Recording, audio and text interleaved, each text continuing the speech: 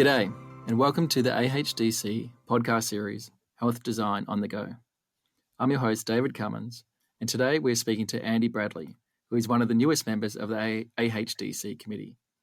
Andy is the chair of the newly formed Sustainability Subcommittee. When he's not on AHDC duties, Andy is the managing director of Xburo, which is a project management and engineering consultancy who specialise in the delivery of healthcare projects. Welcome, Andy. Thank you for your time. Thanks, David. Lovely to be here. Thank you. So I think for most people that listen to the podcast series, they'll notice something different in you as we have had with the other people we've interviewed. Where exactly are you from, and how did you get over to Australia? And how are you part of the AHDC with that accent?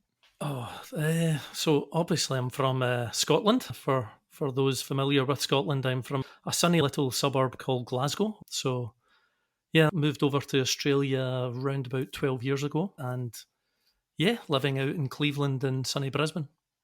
So you studied there? You're an engineer, correct? Yeah, look, I'm an engineer by trade. Started off, went through school, and my dad was a plumber, so I suppose I was always destined to become an engineer. Looking back now, my mum was a home help, so I'm wondering if that kind of influenced my healthcare interest. But yeah, I studied at the University of Strathclyde, engineering there. Came out around about the age of 2021, and was really lucky to secure a job with an engineering consultancy in Scotland who specialised in healthcare. Did 5 years with that consultancy in Scotland, and then with that consultancy moved down to London. I had a grand plan of moving down to the big smoke for a year. So you were lucky enough to start your career in health as an engineer, is that correct? Yeah, that's correct. So I was really lucky. The company that I started with, and I spent 13, 14 years with them.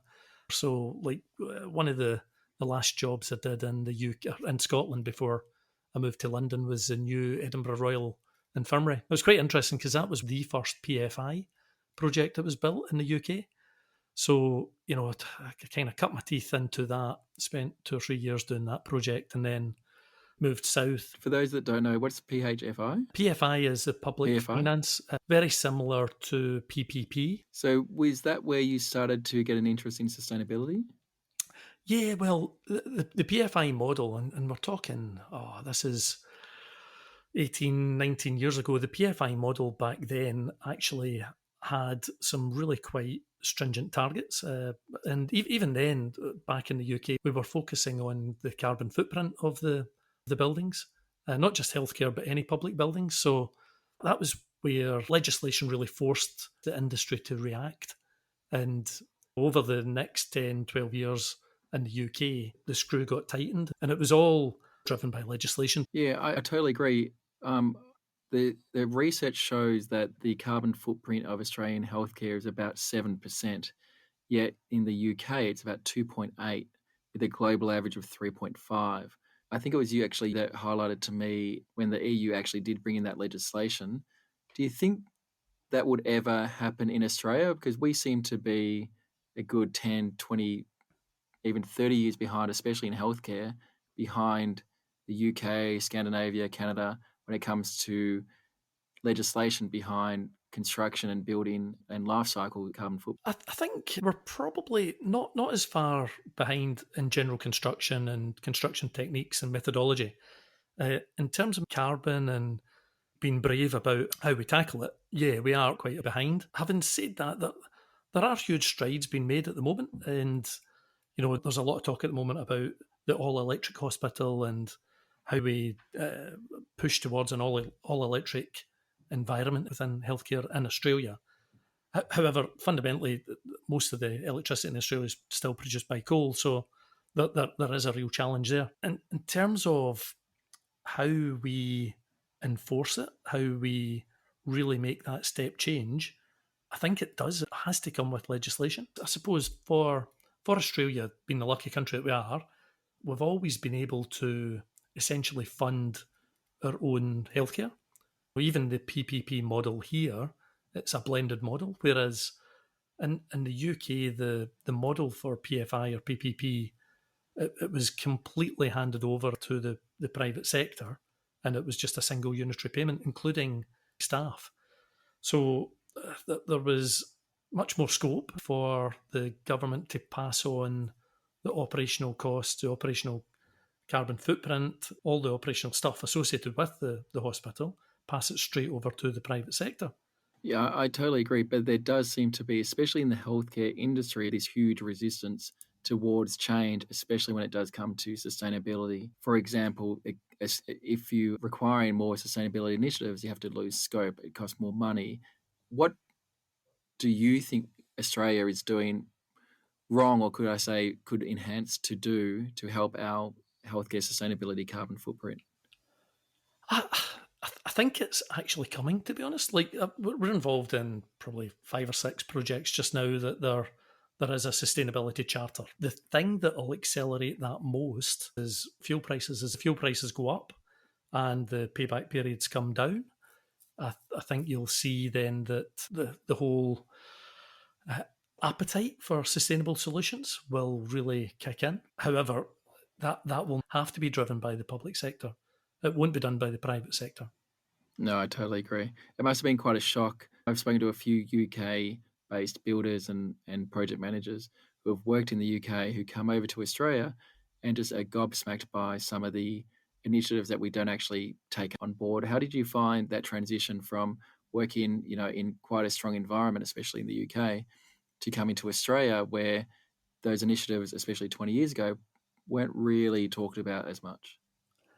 Oh, look, there's a lot of stuff we do a lot better here than back in the UK. I've delivered hospital projects in the US, the UK, Asia, Middle East, all over the world. So I've got a fairly kind of broad idea of what's happening across the world. Australia, I suppose, we are playing a bit of catch up, but how the fuel price has been so low here for a long time that it's not been a priority.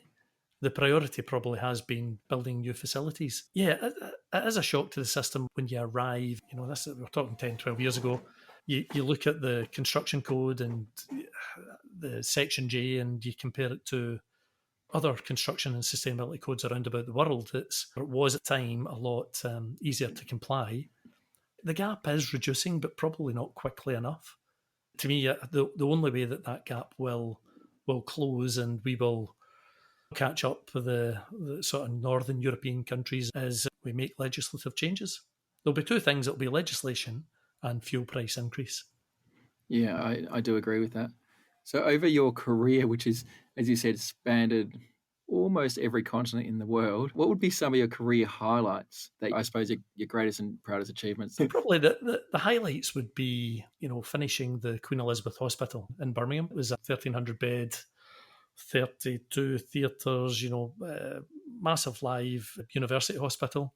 We finished that 6 months early, built under PPP, and seen patients roll in quickly. To me, that was a massive highlight. Moving to Australia was a big highlight. Obviously, setting up Xburo was another highlight as well. But yeah, they're probably the key ones. And what would be some of the best teachings or lowlights? Oh, that's a good one. I was once given really good advice by an old mentor who said, look, take your career in 5-year chunks.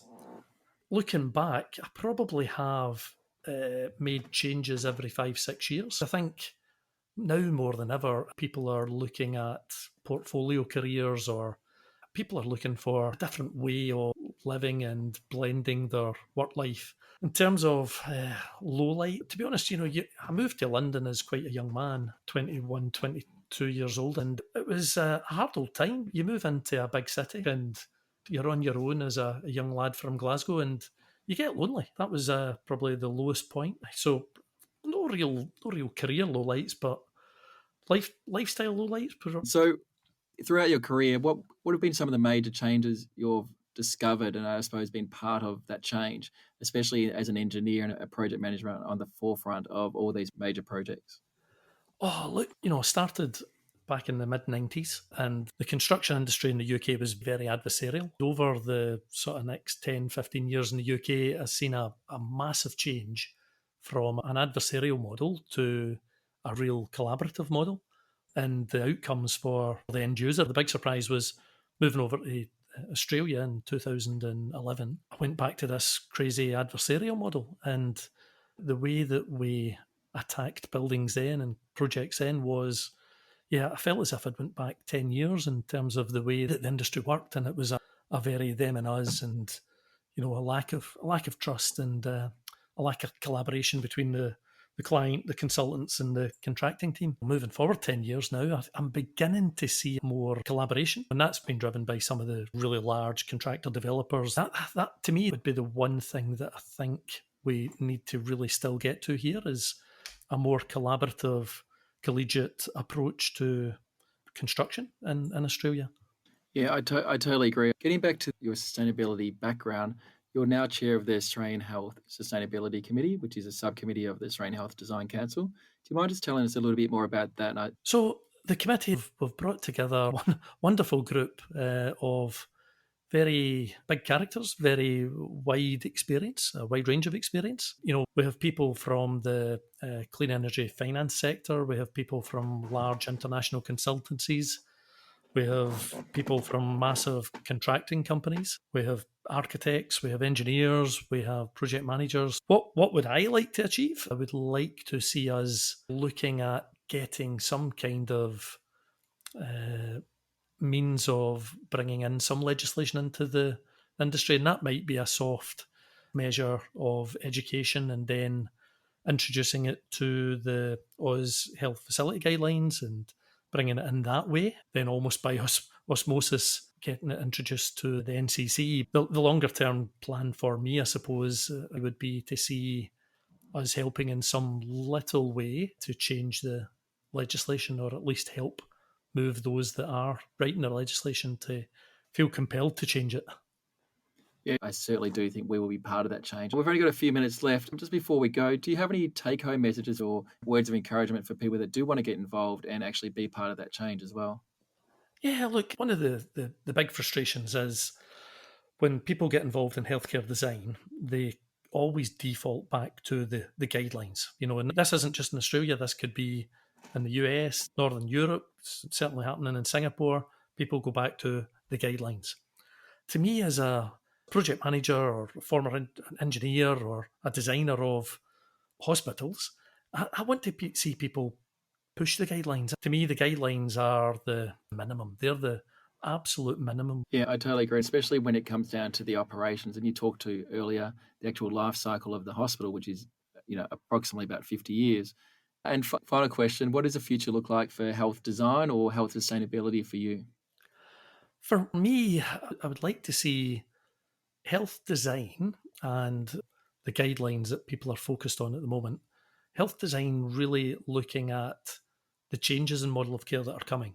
So, we are, and I've seen it in the UK, we were building massive hospitals that essentially shouldn't be needed. Having the technology that we have nowadays, there's got to be a way that we can be building a lot more, call it satellite hubs, and your hospital in the middle of town would be a real research facility, an acute specialist centre. To me, people don't want to be going to hospital. They want to be getting treated at home, and the technology's there now. So to me, the model of care should drive, or the future model of care should drive the design, and the design just really needs to catch up. You're 100% right. Those health planners are so important to establish the models of care, functional briefs, the service plan, and actually just that little bit of extra time with that planning, especially if you incorporate sustainability and the operations and the life cycle of the hospital, it just makes such a big difference. Yeah, I think the last 24, 28 months of COVID, it's probably changed the way people think about life as well. People would be a lot more comfortable now, probably sitting having an online meeting with their specialist than they would have been 24 months ago. Yeah, I agree. Thank you, Andy. Thank you for your time today. You've been listening to the Australian Healthcare Design Council podcast series, Health Design on the Go. If you'd like to learn more about the AHDC, please connect with us on our website or LinkedIn. Thank you for listening.